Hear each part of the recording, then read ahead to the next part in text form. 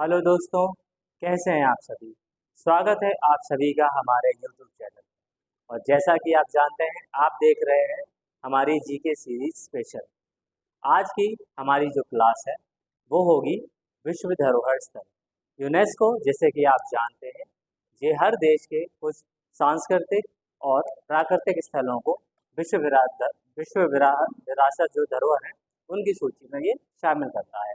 और आज हम पढ़ेंगे भारत के कुछ प्रमुख विश्व विरासत स्थल के बारे में। तो आइए शुरू करते हैं।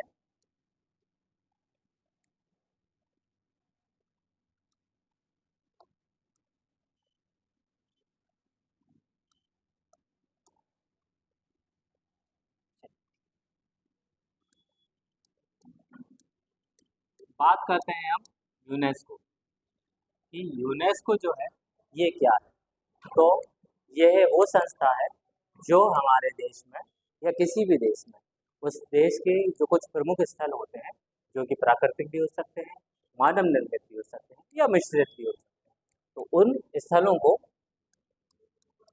उनके संरक्षण के लिए ये क्या देता है, उनको संरक्षण प्रदान करता है एक हिसाब से। तो बात करें कि यूनेस्को क्या करता है, तो यूनेस्को द्वारा विश्व के सांस्कृतिक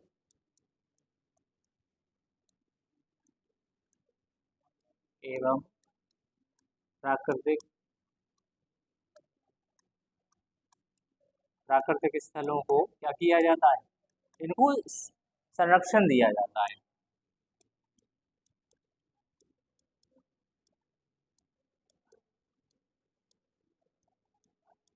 ठीक है, तो यूनेस्को का काम क्या रहेगा, ये विश्व के किसी एक देश से नहीं है, ये जितने भी हमारे देश के कुछ खास प्रमुख स्थल हैं, वो सांस्कृतिक भी हो सकते हैं, प्राकृतिक भी हो सकते हैं, उनको ये क्या देगा, उनको ये संरक्षण प्रदान करेगा, मतलब कहीं ना कहीं उनको ये प्रोटेक्ट करेगा। और इसी वजह से, इसी दृष्टिकोण से क्या मिलता है,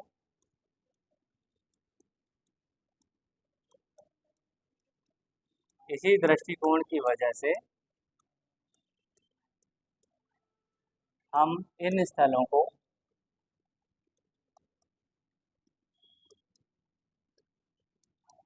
को क्या बोला जाता है, विश्व धरोहर स्थल।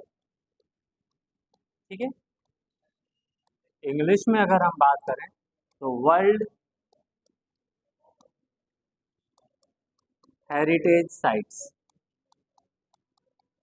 ठीक है, ये कहा जाता है। ठीक है?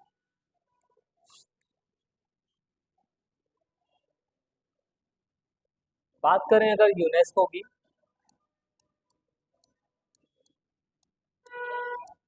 तो यूनेस्को का जो फुल फॉर्म होता है वो होता है यूनाइटेड नेशंस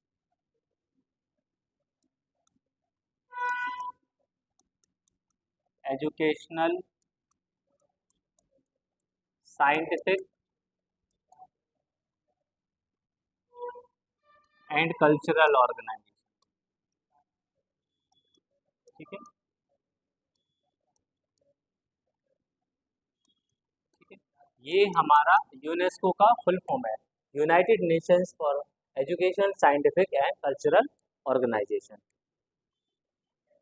बात करते हैं इसकी स्थापना की, कि अगर यूनेस्को की स्थापना की बात हो कि इसकी स्थापना कब हुई, तो इसकी स्थापना हुई थी 16 नवंबर 1945। ये हुई है इसकी स्थापना। और बात करें अगर मुख्यालय कि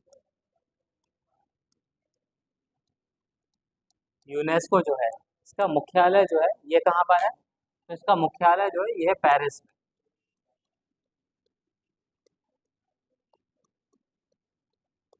ये हो गया मुख्यालय। यूनेस्को इसकी स्थापना 16 नवंबर 1945 को। बात करें मुख्यालय, हेडक्वार्टर। ठीक है, तो ये हेडक्वार्टर कहाँ पर है, पेरिस फ्रांस में। बात करें इसके प्रथम प्रथम महानिदेशक और वर्तमान में जो महानिदेशक है उनकी यहाँ समझ लेते हैं। प्रथम महानिदेशक चेयरपर्सन, ठीक है, और जो वर्तमान में महानिदेशक है उनकी बात कर लेते हैं। वर्तमान महानिदेशक, ठीक है।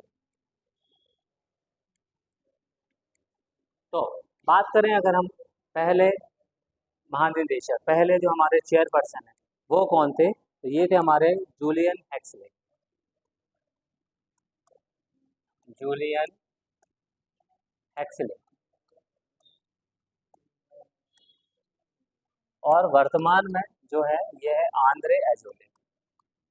आंद्रे एजोले, ठीक है। हमारे पहले यूनेस्को के पहले महानिदेशक थे जूलियन एक्सले, और वर्तमान में अगर बात करें वर्तमान महानिदेशक हैं आंद्रे एजोले, ठीक है। चलिए आगे बढ़ते हैं। कुछ इंपॉर्टेंट पॉइंट। भारत में कुल कितने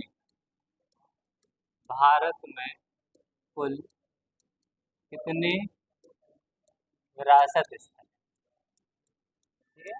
बात करें भारत की कि भारत में कुल कितने विरासत स्थल हैं, तो उसका सही आंसर होगा 42, ठीक है। अब ये जो 42 स्थल है इनको भी हमने क्या किया है, बांटा गया है, ठीक है। जैसे कि सांस्कृतिक, जैसे कि प्राकृतिक, और जैसे कि मिश्रित।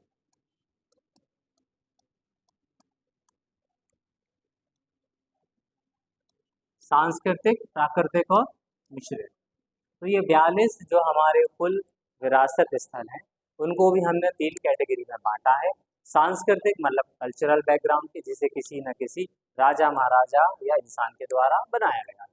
बात करें प्राकृतिक की, ऐसे स्थल जो प्रकृति के द्वारा बनाए पहले से बनाए हुए हैं, बस यूनेस्को ने उनको क्या किया है, रिजर्व किया है। और मिश्रित दोनों तरह के। तो बात करें प्राकृतिक की, तो कुल 34 स्थल जो है वो सांस्कृतिक हैं।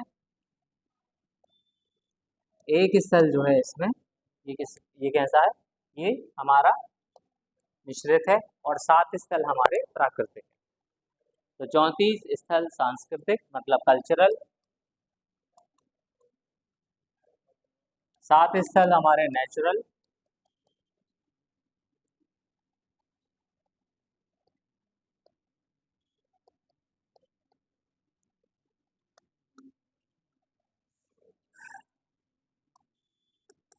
और एक एक स्थल जो है, एक प्लेस जो है वो मिक्स्ड है, ठीक है। चलिए बात करें अगर कि विश्व में विश्व में सबसे ज्यादा विश्व में सबसे ज्यादा विश्व विरासत स्थल वाला देश, कि मतलब वो कौन सा देश है। बात करें कि वो कौन सा देश है जिसमें सबसे ज्यादा वर्ल्ड हेरिटेज साइट है, मतलब विश्व विरासत स्थल है, कौन सा देश है, तो उसका नाम होगा क्या, वो होगा इटली, ठीक है। इटली वो ऐसा देश है जहाँ पर सबसे ज्यादा विश्व विरासत स्थल है। बात करें इनकी संख्या की, तो लगभग 59 स्थलों के साथ इटली पहला देश है, फर्स्ट पोजीशन पर, ठीक है। सेकंड पे बात करें तो सेकंड स्थान पर कौन है, तो सेकंड स्थान पर होगा चाइना, ठीक है। चीन कौन से नंबर पर है, दूसरे नंबर पर है, जिसमें लगभग कितनी साइट है, जिसमें लगभग 56 स्थल है। और बात करें भारत की, तो भारत इस क्रम में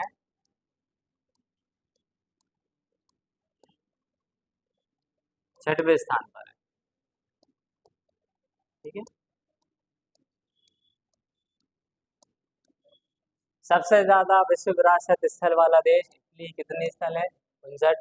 बात करें दूसरे देश की तो दूसरा देश है चीन, चाइना, कितने स्थल है? 56। और बात करें हमारे देश की, हमारा इसमें कौन सा स्थान है? 6वां। और अभी हमने पढ़ा था हमारे देश में कुल कितने स्थल है? 42 स्थल है। चलिए, तो हम अब शुरू करते हैं भारत के विरासत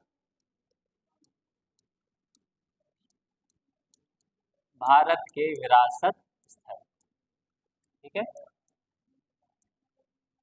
अब यहाँ से हमें सिर्फ ये समझना है कि वो कौन कौन से स्थल हैं और किस राज्य में आते हैं जिन्हें हमने वर्ल्ड हेरिटेज साइट में इंक्लूड किया। ठीक है, चलिए बात करते हैं।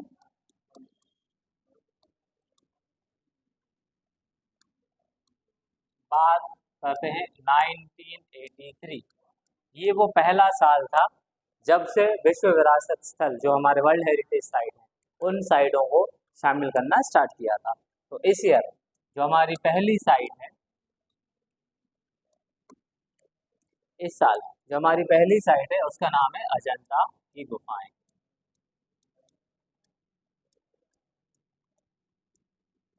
ठीक है, और जैसा कि आप जानते ही हैं अजंता और एलोरा ये दोनों ही स्थल अपनी गुफाओं के लिए प्रसिद्ध। ठीक है, तो लिखें आप अजंता की गुफाएं। तो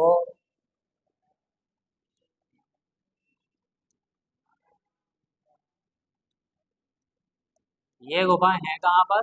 तो यह गुफाएं महाराष्ट्र के औरंगाबाद,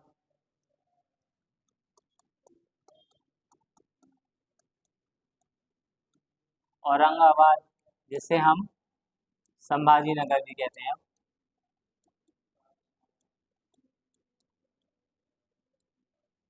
में स्थित है। ठीक है,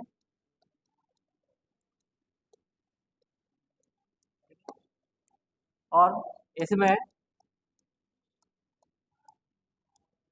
29 गुफाएं। कितनी गुफाएं इसमें? बात करें अजंता गुफाओं की तो इसमें 29 गुफाएं।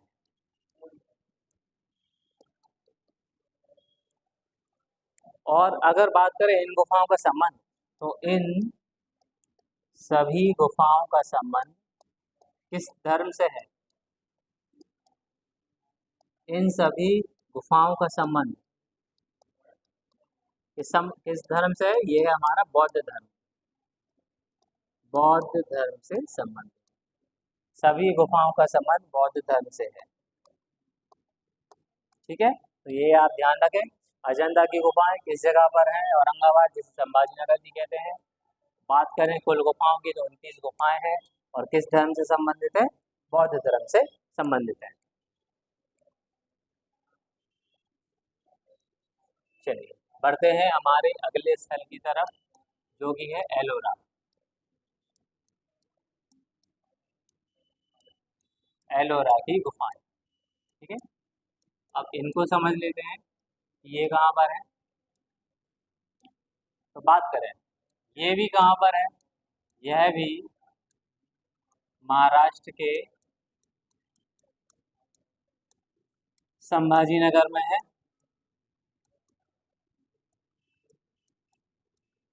संभाजी नगर में स्थित है।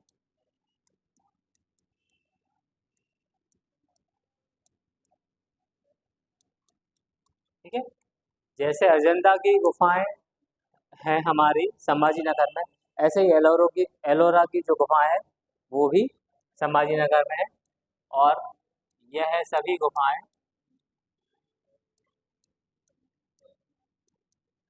जो हमारा राष्ट्रकूट वंश है, राष्ट्रकूट वंश, उस राष्ट्रकूट वंश ने इनका निर्माण किया था। सभी गुफाएं राष्ट्रकूट वंश द्वारा निर्मित है। ठीक है, चलिए ये नोट कर लीजिए। इन गुफाओं को किसने बनाया है? राष्ट्रकूट वंश ने। और इसमें लगभग 34 गुफाएं, 34 गुफाओं का समूह।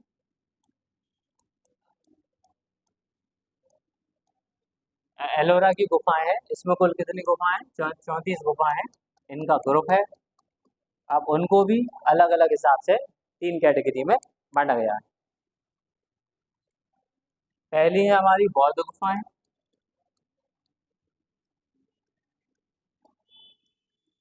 ठीक है, तो जो 1 से 12 तक की जो गुफाएं, ठीक है, गुफाओं पे नंबर दिया है। तो नंबर 1, गुफा नंबर 1 से लेके 12 तक की जो है वो किससे है? ये है हमारी बौद्ध गुफाएं। और जो हिंदू धर्म की गुफाएं हैं, ठीक है, वो है 17 से 24 तक। ठीक है, बात करें हिंदू धर्म की, तो एक एक मिनट, एक।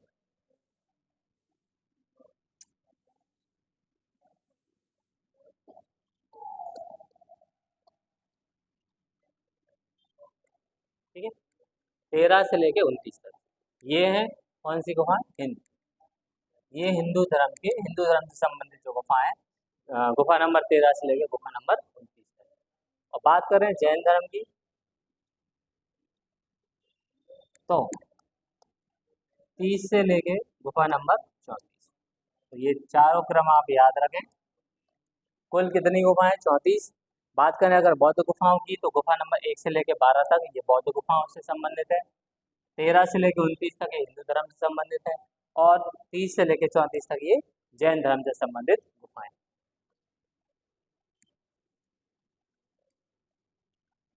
चलिए, बढ़ते हैं हम हमारे अगले स्थल, जो कि है कौन? आगरा।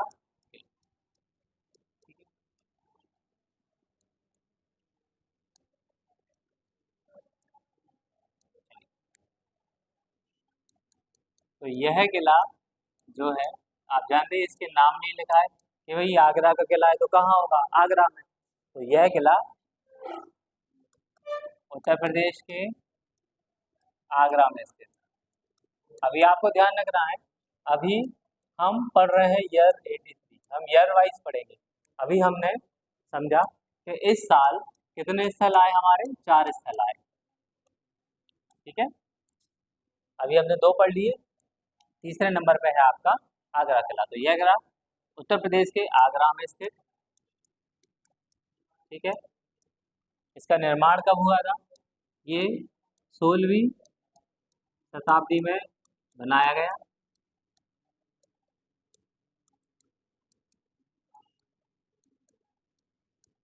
इसे कब बनाया गया था?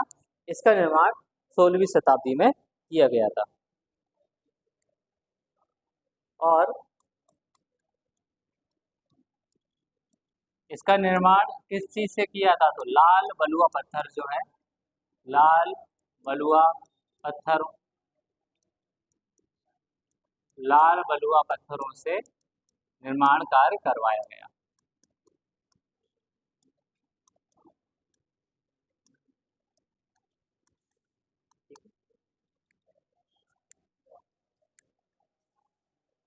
और इसका निर्माण करवाया था किसने? शाहजहां। शाहजहां द्वारा। बात करें इसमें, तो इसमें एक जहांगीर महल, जहांगीर महल और एक और महल जिसको हम बोलते हैं दीवाने खास, दीवाने खास। ये ठीक है, ये प्रमुख है। चलिए, तो उत्तर प्रदेश के आगरा में है, 16वीं शताब्दी में बनाया गया है। कौन से पत्थरों से? लाल बलुआ पत्थर जो है उनसे इसका निर्माण हुआ है। किसने बनवाया है? शाहजहां द्वारा। जहांगीर महल और दीवाने खास इस किले के प्रमुख महल हैं। और चौथा जो स्थल है वो भी आगरा में ही है, जिसको हम कहते हैं ताजमहल। ठीक है, चलिए, ताजमहल।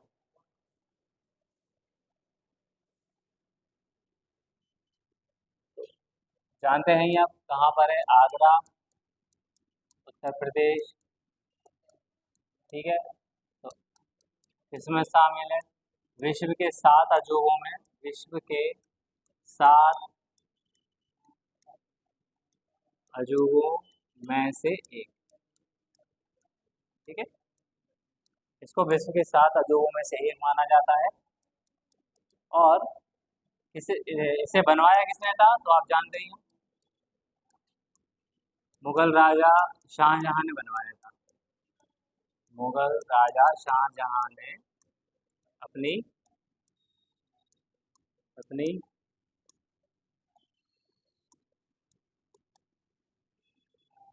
मुमताज महल की याद। ठीक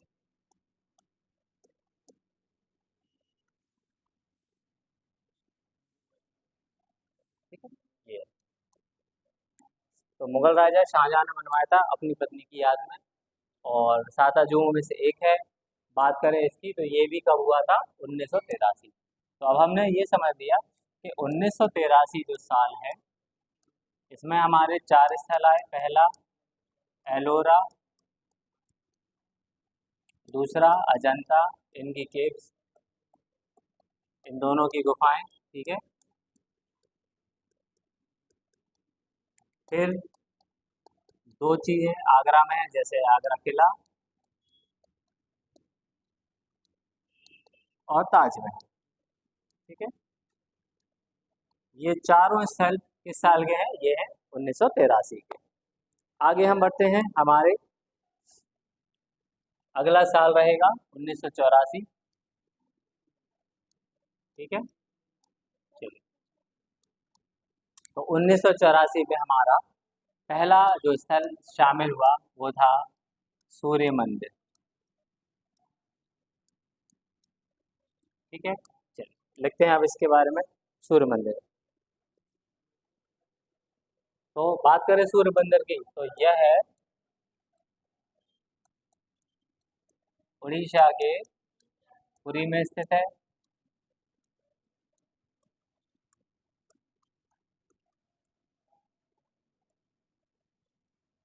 पहली चीज हो गई कि यह कहाँ पर स्थित है, यह उड़ीसा के पुरी में स्थित है। और इस मंदिर के रथ को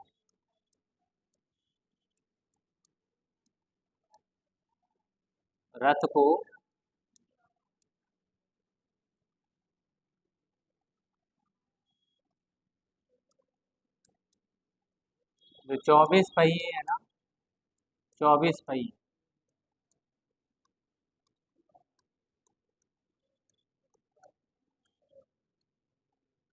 इस मंदिर में एक बड़ा सा रथ बना है। और उस रथ में 24, उस रथ में जो लगे हैं ना 24 पहिए, और उनको है ना एक अलग अलग डिजाइन से दर्शाया गया है, डिजाइनों से दिखाया गया। ठीक है,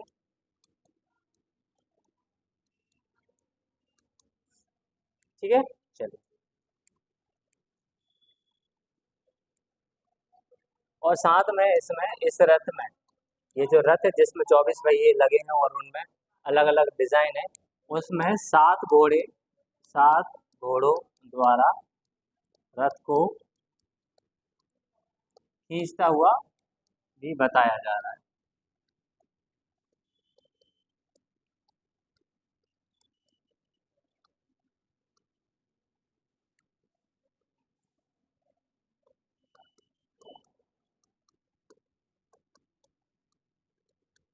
ठीक है, चलो, तो ये है सूर्य मंदिर, कोणार्क का सूर्य मंदिर, उड़ीसा के पुरी में स्थित है।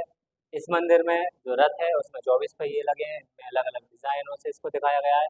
साथ में इस रथ को 7 घोड़े जो हैं ये खींचते हुए दिखाए गए। बात करें इसके निर्माण की, तो इसका निर्माण कब किया गया,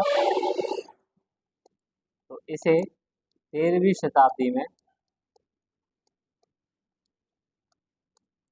जो हमारे राजा थे, राजा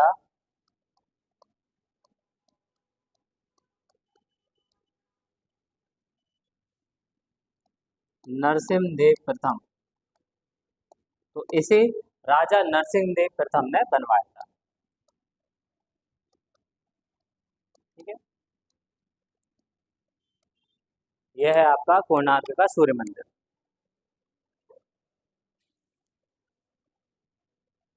चलिए चलिए आगे बढ़ते हैं।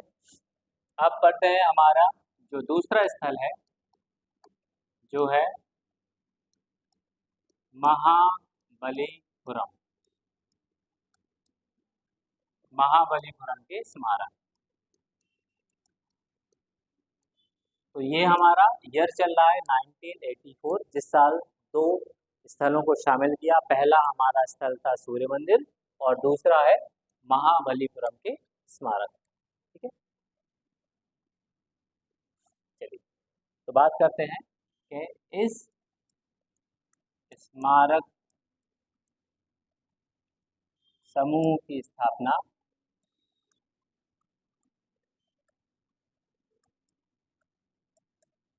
किसने की थी? जो पल्लव वंश है, पल्लव शासकों ने, पल्लव शासकों के द्वारा की गई।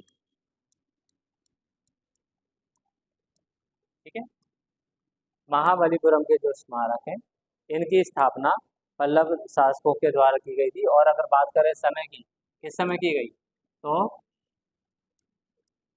7वीं या 8वीं शताब्दी के समय। मतलब इस समय इनके जो स्मारक हैं 7वीं से 8वीं शताब्दी के बीच में, इसके समय इनके स्मारक बनाए गए के बीच, 7वीं से 8वीं शताब्दी के बीच।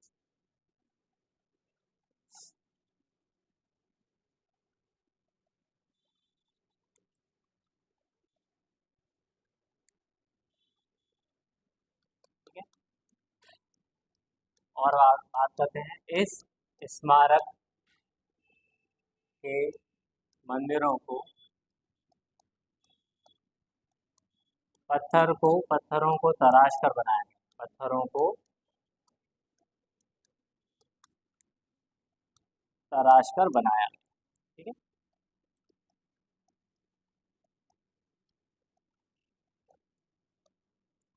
यहाँ के जो मंदिर थे, मतलब उनको पत्थरों को काट कर बनाया जाता था। ठीक है, नरसिंह देव प्रथम ने जैसे बनाया था हमारा सूर्य मंदिर, वैसे ही इस मंदिर को बनाया था किसने?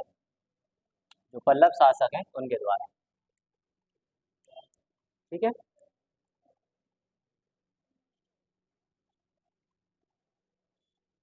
बात करते हैं अगर कि मंदिर में जो प्रमुख श्रृंखला है, प्रमुख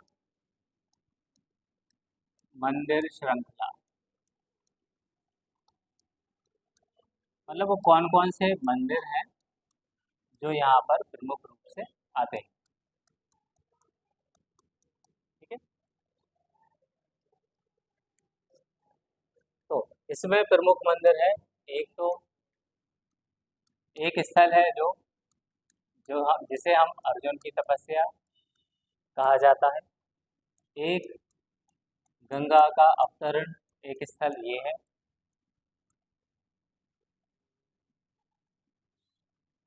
गंगा का अवतरण। और एक शोर मंदिर जो है,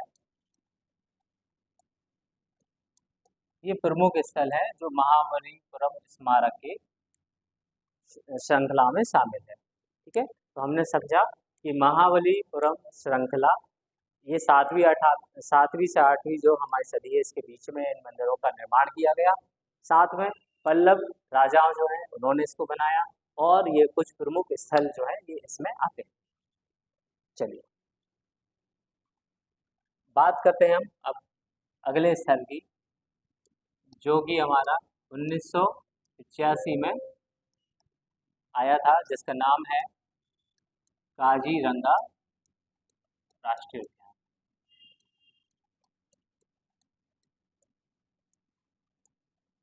ठीक है, अब आपको पता है काजीरंगा राष्ट्रीय उद्यान जो है ये कहाँ पर है? ये हमारा असम में है। तो ये 1985, ऐसे लिख सकते हैं कि 1985 में से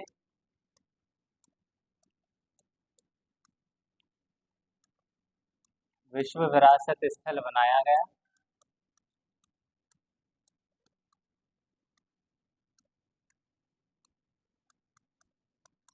1985 में विश्व विरासत स्थल घोषित किया। ठीक है, और बात करें ये किसके लिए प्रसिद्ध है, तो एक सींग वाला जो गैंडा होता है, एक सींग वाले गैंडे के लिए प्रसिद्ध है। ठीक है, 1985 में से विश्व विरासत स्थल बनाया गया और एक सींग वाले गैंडे के लिए प्रसिद्ध है। बात करें किस राज्य में है, तो ये असम में है। और असम में ही स्थित एक और राष्ट्रीय उद्यान जिसका नाम है मानस राष्ट्रीय उद्यान। ठीक है, ये राष्ट्रीय उद्यान जो है ये भी कहाँ पर है, ये भी असम में। ठीक है, और साथ में असम में तो है, लेकिन ये यह राष्ट्रीय उद्यान किस लिए प्रसिद्ध है, यह राष्ट्रीय उद्यान बाघ, जो बाघ संरक्षण है उसके लिए प्रसिद्ध है, बाघ संरक्षण के लिए प्रसिद्ध।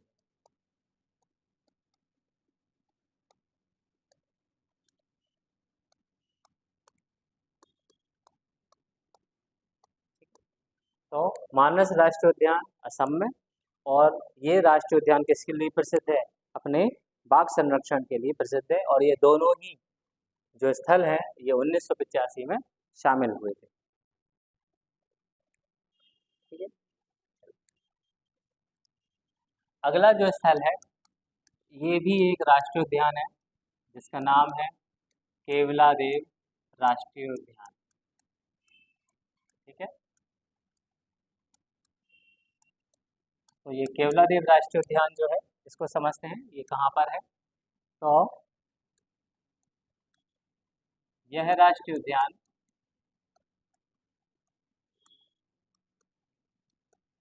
राजस्थान में।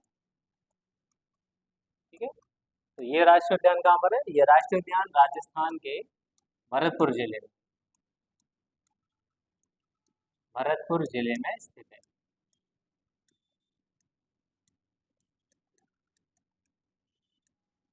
और ये स्थल किस लिए प्रसिद्ध है, जो अप्रवासी पक्षी आते हैं, अप्रवासी पक्षियों के लिए,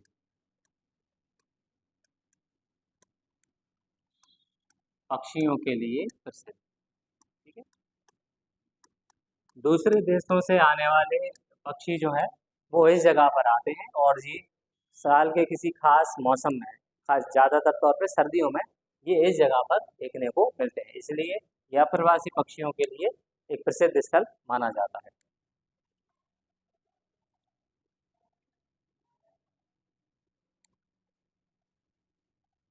और ये आते हैं हजारों की संख्या में, हजारों की संख्या में। इसके अलावा हजारों की संख्या में, हजारों की संख्या में कई सारे दुर्लभ दुर्लभ प्रजाति के पक्षी पाए जाते हैं, पक्षी प्रजाति के पक्षी देखने को मिलते हैं।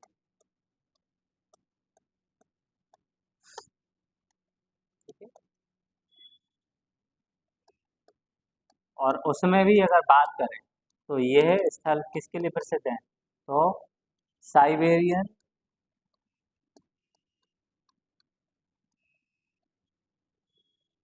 Crane.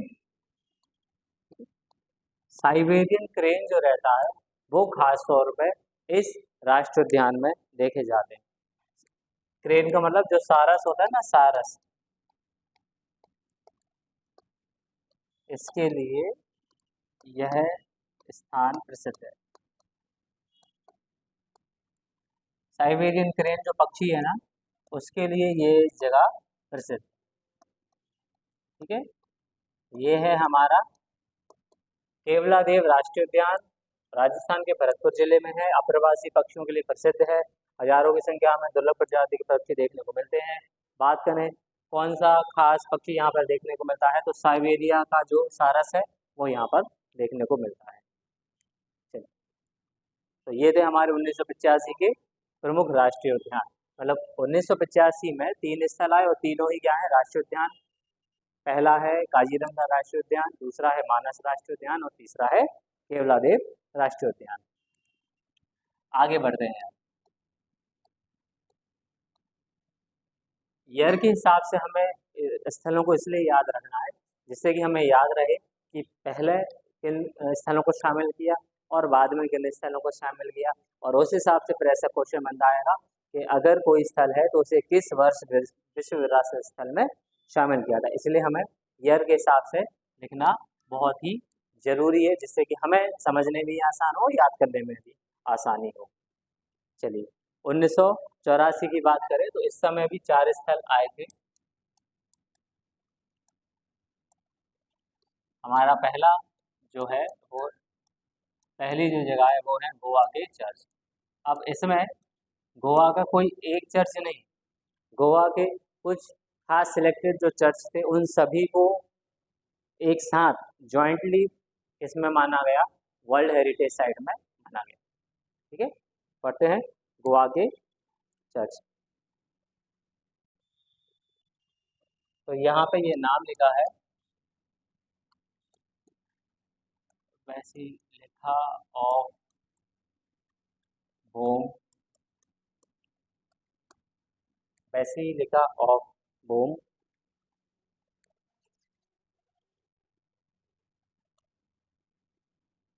Jesus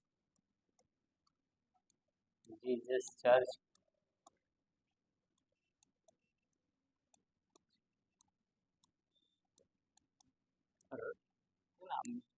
basilica of Bom, Jesus church और राज्य के कुछ पुराने चर्च, इन सभी चर्चों को किसमें रखा गया है, इन सभी चर्चों को एक विश्व विरासत स्थल में रखा गया है। ठीक है, चलिए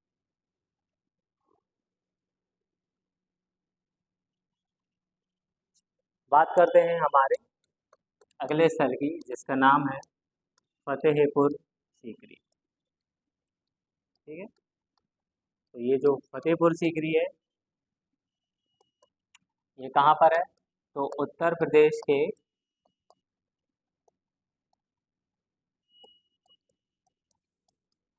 आगरा के निकट बसा एक शहर है।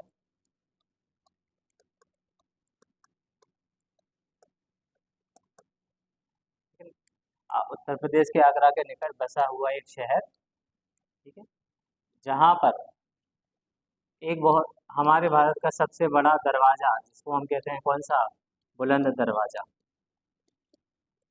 बुलंद दरवाजा। ठीक है, तो बुलंद दरवाजा इसी फतेहपुर सीकरी में। ठीक है,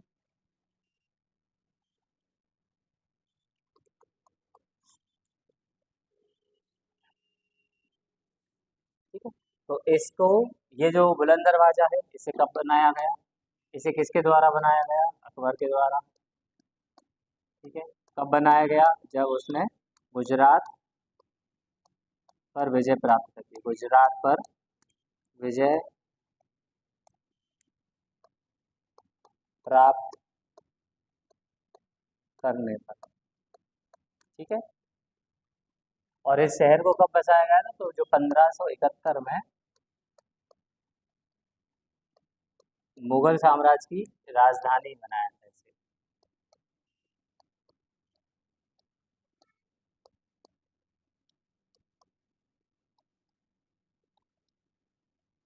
ठीक है, तो ये है हमारा फतेहपुर सीकरी।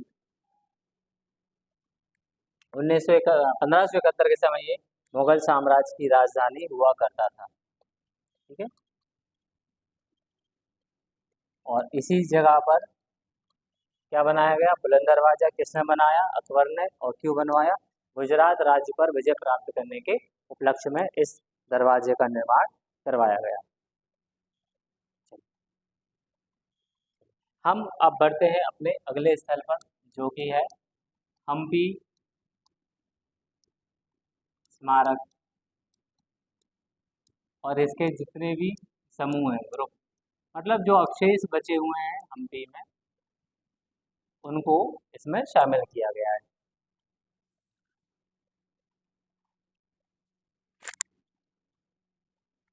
चलिए तो बात करते हैं हम्पी की।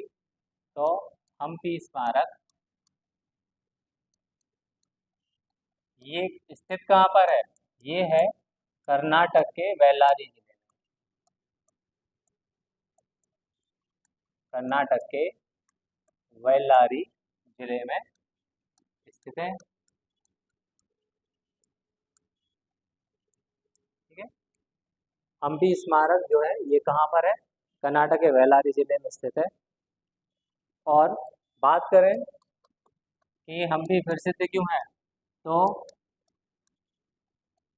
14वीं सदी में, 14th सेंचुरी में क्या हुआ था, ये विजयनगर साम्राज्य जो था हमारा, विजयनगर साम्राज्य, उसकी राजधानी हुआ करता था। विजयनगर साम्राज्य की राजधानी हुआ करता था।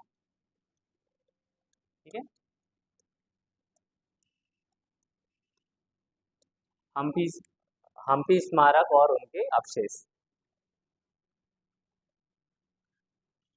और बात करें अगर इस जगह के स्मारक की, तो स्मारकों को बनाया किसने? तो स्मारकों को हरिहर और बुक्का राय, हरिहर व बुक्का राय द्वारा बनाया गया। ठीक है, तो ये था हम्पी स्मारक। इससे रिलेटेड जानकारी कहाँ पर है? गुजरात, हमारे कर्नाटक के बेल्लारी डिस्ट्रिक्ट में। बात करें हम्पी की, तो ये विजयनगर एम्पायर जो था उसकी क्या हुआ करता था? राजधानी हुआ करता था 14th सेंचुरी में। और इसके जो जितने भी हमारे ग्रुप ऑफ आर्किटेक्ट या बचे हुए अवशेष हैं, उन्हें बनाया किसने? हरिहर और बुक्का राय ने। चलिए, अब बात करते हैं एमपी के खजुराहो मंदिर की। खजुराहो टेम्पल, तो ये है कहाँ पर? तो यह मंदिर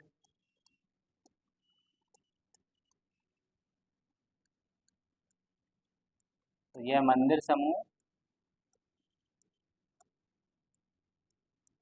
मध्य प्रदेश के किस जिले में है? छतरपुर जिले में। मध्य प्रदेश के छतरपुर जिले में स्थित है। ठीक है,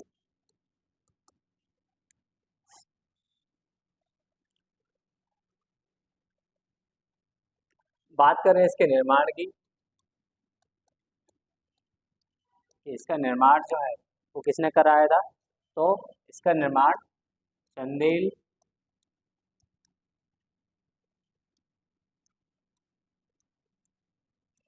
चंदेल राजवंश के शासकों द्वारा,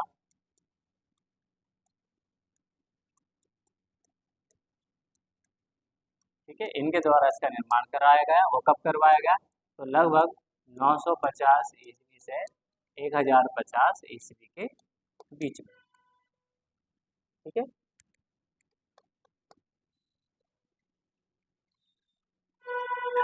और बात करें इन मंदिरों की, तो यह है मंदिर समूह,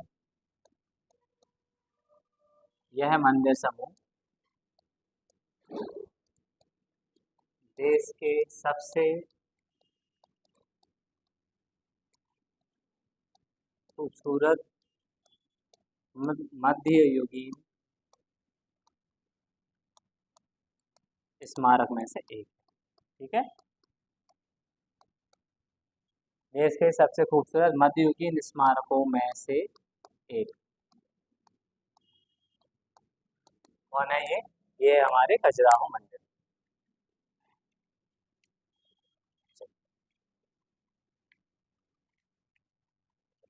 अब बात करते हैं, अभी तक हमने पढ़े थे 1986, अब हम बढ़ते हैं 1987 में। और हमारे पहले स्थल का नाम है एलिफेंटा की गुफाएं। एलिफेंटा की गुफाएं। ठीक है, चलिए,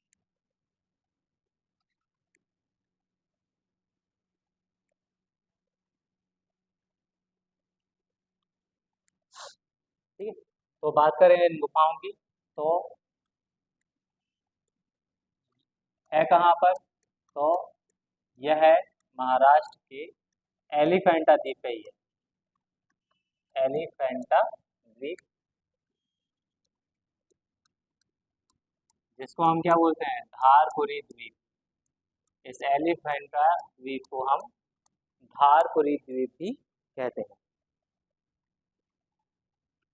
धारपुरी द्वीप के नाम से भी जानते हैं, के नाम से भी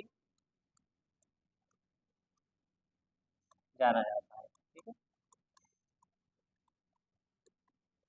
तो ये है हमारा एलिफेंटा की गुफाएं।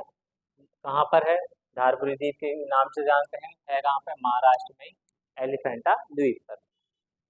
ठीक है, और इन गुफाओं में क्या बना है,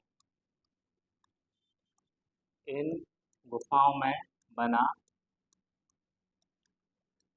एक मंदिर है,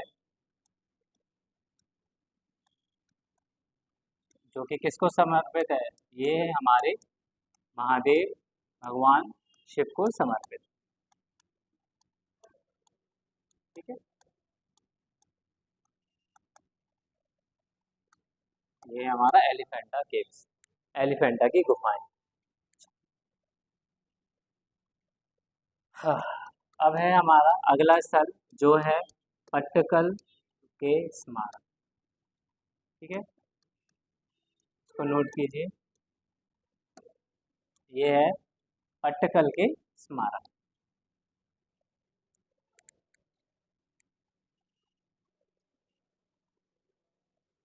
ठीक है, तो बात करें पट्टकल के स्मारक की, तो यह है कहाँ पर, तो यह स्मारक कर्नाटक में स्थित है। ठीक है, कहाँ पर स्थित है ये कर्नाटक में। बात करें कि ये कब से कब के बीच में है, तो ये 7वीं से 8वीं सदी जो है, 8th सेंचुरी, इसके बीच के स्मारक है। ठीक है, चल,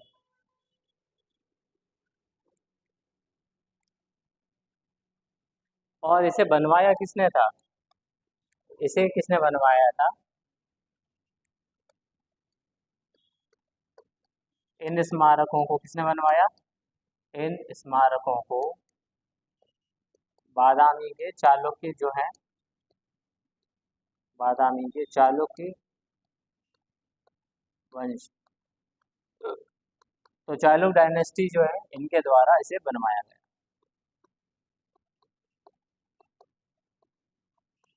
ठीक है, ठीक, बादामी के चालुक्य डायनेस्टी जो है, उन्होंने पट्टकल के जो स्मारक हैं उनको बनवाया था। ठीक है, और साथ में इसमें एक शैली बहुत प्रसिद्ध है, तो बेसर शैली, बेसर शैली के लिए प्रसिद्ध। ठीक है, तो पट्टकल जो स्मारक है वो किस लिए प्रसिद्ध है, अपनी बेसर शैली के लिए प्रसिद्ध है। बेसर शैली के जो मंदिर होते हैं ना, उनके लिए प्रसिद्ध है, बेसर शैली के मंदिर, मंदिरों के लिए। ठीक है, इसको ध्यान रखिएगा, बेसर शैली के मंदिरों के लिए। तो पट्टकल के स्मारक कहाँ पर है, कर्नाटक में है। कब से कब के बीच में बने, 7वीं शताब्दी सदी के बीच में। इन्होंने बनवाया, चालुक्य डायनेस्टी के जो किंग है उन्होंने। और किस लिए प्रसिद्ध है, बेसर शैली के मंदिरों के लिए प्रसिद्ध है ये स्मारक। चलिए, अब है, ये यहाँ हमारे 2 स्थल हो चुके हैं। अब हम 2 और पढ़ेंगे, जो कि 1987 में जिन्हें डिक्लेयर किया था as a world heritage site. तो उसमें हमारा 3rd नंबर पे जो है, 3rd प्लेस जो है वो कौन है, महान चोल मंदिर। ठीक है,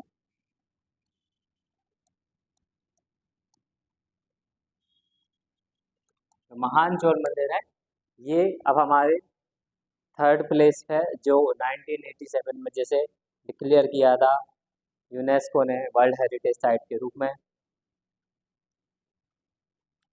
तो जैसा इसके नाम में ही लिखा है महान चोल मंदिर, तो यह मंदिर किसने बनवाए थे? चोल डायनेस्टी जो थी, चोल साम्राज्य के राजाओं द्वारा। चोल साम्राज्य के राजाओं के द्वारा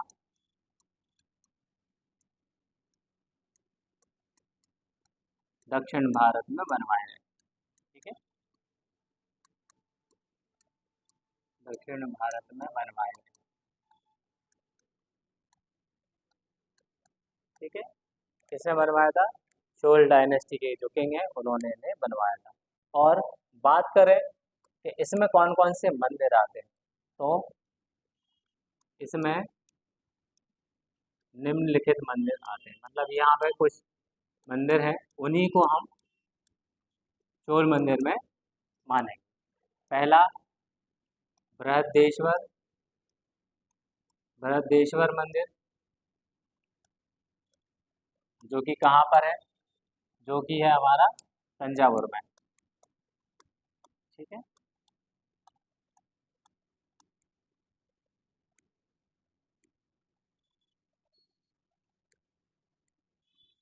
दूसरा है गंगईकोंडा, गंगईकोंडा चोलीवरम।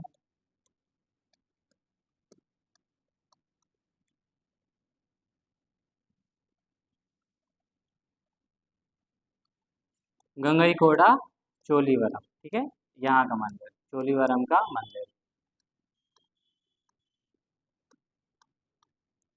ये हमारा दूसरा मंदिर। ठीक है, और बात करेंगे तीसरे मंदिर की, तो ऐरावतेश्वर मंदिर।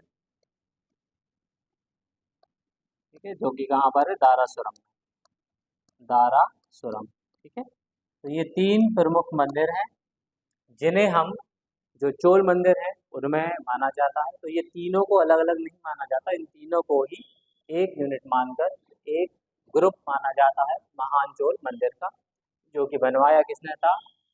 चोल साम्राज्यों ने। और पहला बृहदेश्वर मंदिर तंजावुर, गंगई कोंडा चोलीवरम का मंदिर और ऐरावतेश्वर मंदिर दारासुरम, ये तीनों ही मंदिर चोल मंदिरों में आते हैं।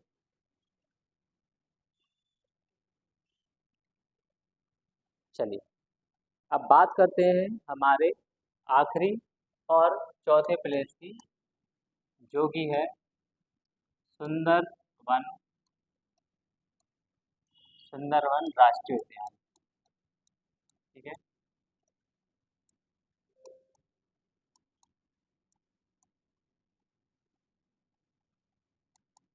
ठीक है, सुंदरवन राष्ट्रीय उद्यान जो है, इसे 1987 में, ये वो आखिरी स्थल है जो 1987 में, 1987 में विश्व विरासत स्थल में घोषित किया गया था। विश्व विरासत स्थल घोषित। ठीक है, आगे आपको पता ही है कि है कहाँ पर, तो भाई बात करें पश्चिम बंगाल की, पश्चिम बंगाल में स्थित है। और किस जगह पर? जहाँ पर गंगा और ब्रह्मपुत्र नदियाँ, गंगा और ब्रह्मपुत्र नदियों द्वारा जो डेल्टा का निर्माण किया जाता है, डेल्टा, डेल्टा निर्माण किया जाता है, डेल्टा निर्मित क्षेत्र में।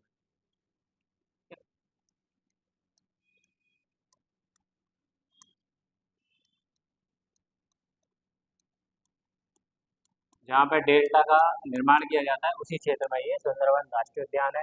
अपने बंगाल टाइगर के लिए प्रसिद्ध है, बंगाल टाइगर के लिए प्रसिद्ध है ये।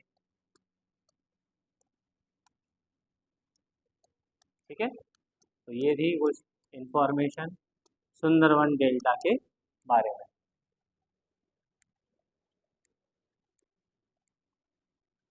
और साथ में ये जो जगह है, ये विश्व का सबसे बड़ा डेल्टा तो है ही, लेकिन साथ में विश्व के सबसे बड़े मैंग्रोव वनों में से एक, सबसे बड़े मैंग्रोव वनों के लिए, ठीक है। सबसे बड़े और सबसे ज़्यादा मैंग्रोव वन भी कहाँ पर है, ये भी हमारे सुंदरवन राष्ट्रीय उद्यान में है, ठीक है। चलो अब बात करते हैं अगले स्थल की। तो इसमें नंदा देवी राष्ट्रीय उद्यान, ठीक है, ठीक है, नंदा देवी राष्ट्रीय उद्यान। और साथ में इसमें एक चीज़ और ऐड हुई, नंदा देवी राष्ट्रीय उद्यान तो 1988 में हुआ, लेकिन साथ में जो वैली ऑफ फ्लावर है, फूलों की घाटी, इसे 2005 में शामिल किया गया, ठीक है। तो ये अलग अलग हुए हैं, लेकिन ये साथ में अब एक ही स्थल माने जाते हैं, नंदा देवी राष्ट्रीय उद्यान और फूलों की घाटी। इसको 1988 में शामिल किया गया और फूलों की घाटी को 2005 में शामिल किया गया।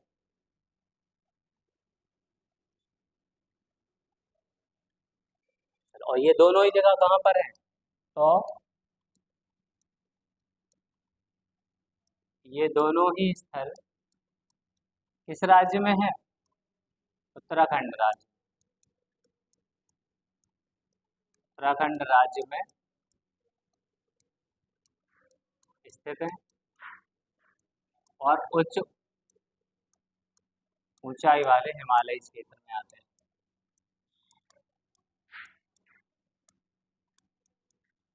हिमालयी क्षेत्र, हिमालयी क्षेत्र, ठीक है। चलिए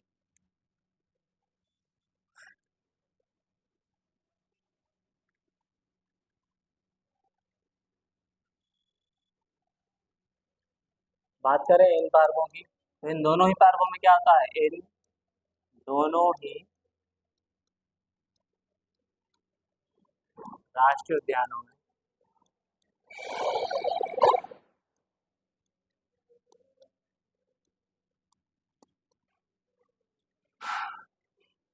इन दोनों ही राष्ट्रीय उद्यान में क्या होता है, हमें अलग भिन्न भिन्न प्रकार के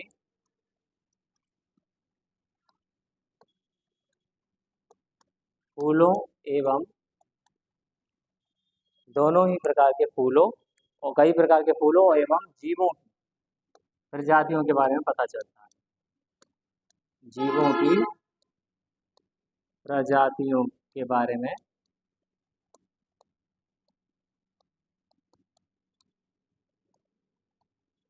इनके बारे में पता चलता है, ठीक है। चलिए इन दोनों ही राष्ट्रीय उद्यान में कई अलग अलग प्रकार के फूल, पौधे, जीव जंतु ये मिलते हैं। और साथ में जो विश्व स्तर पर विश्व स्तर पर संकटग्रस्त प्रजाति,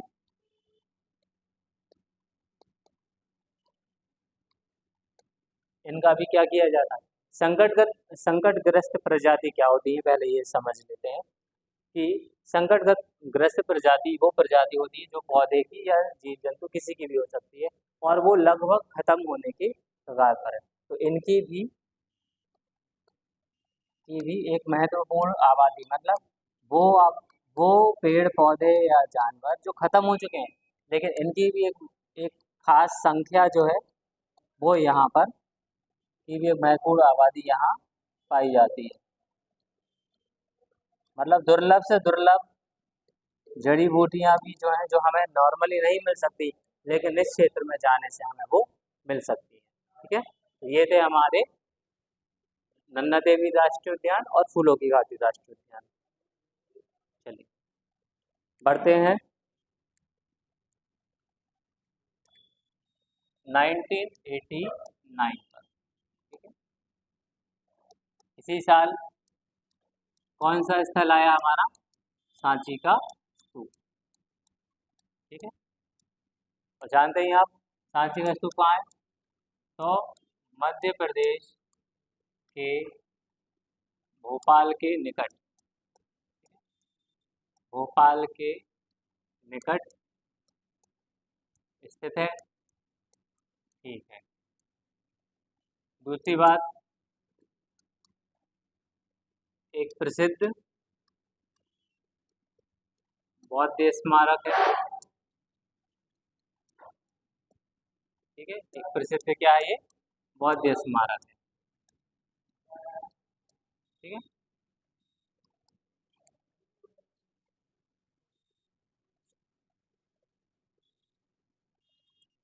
और इसका निर्माण किसने करवाया था? इसका निर्माण करवाया था राजा अशोक ने।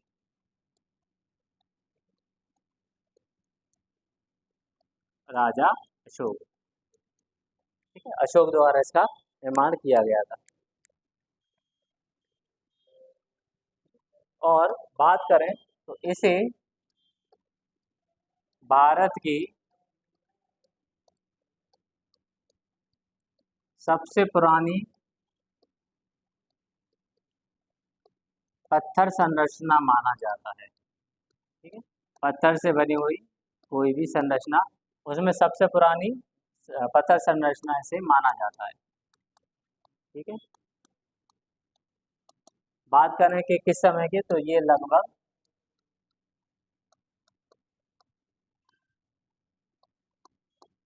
3rd सेंचुरी जो है ना, उसके समय इसका निर्माण कार्य माना जाता है कि लगभग इस समय इसको बनाया गया था। चलिए, तो ये था सांची के स्तूप। अब बढ़ते हैं अगले स्थल पर, जो कि है हुमायूं का मकबरा। ठीक है। बात करें हुमायूं के मकबरे की, तो ये कहाँ पर स्थित है? यह दिल्ली में स्थित है। ठीक है।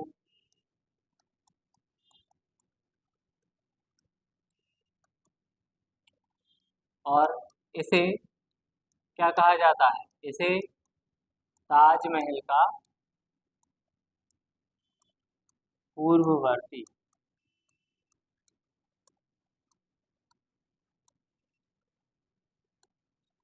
महल या मकबरा, ठीक है, कहते हैं। मतलब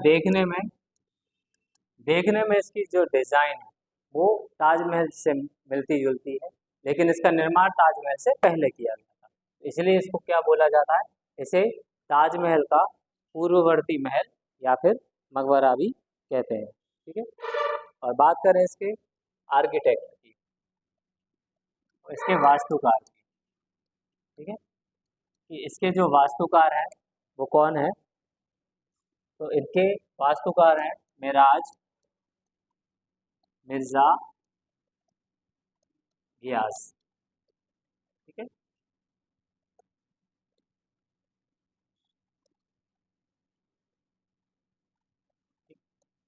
मिराज मिर्जा घियास जो है, ये इसके कौन है? ये हुमायूं के जो मकबरा है जो दिल्ली में स्थित है उसके वास्तुकार हैं। चलो, और दिल्ली में स्थित एक और स्थल जो कि है कुतुब मीनार, जो कि जानते हैं यह भी कहाँ पर है? दिल्ली में स्थित है।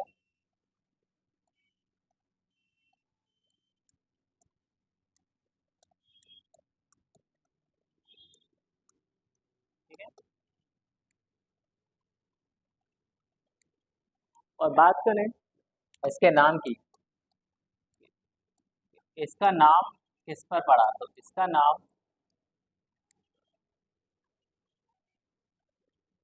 नाम जो है वो एक सूफी संत जो है, जिनका नाम है कुतुबुद्दीन कुतुबुद्दीन बख्तियार काकी। ठीक है, कुतुबुद्दीन बख्तियार काकी, इनके नाम पर ही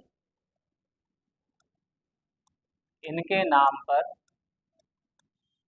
ही इस मीनार का नाम रखा गया। ठीक है, इस मीनार का नाम रखा गया।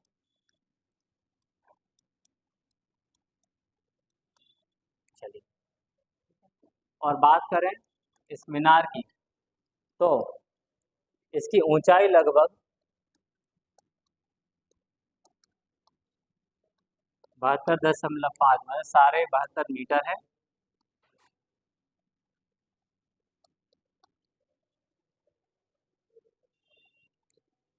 और साथ में ये ईंटों से बनी हुई,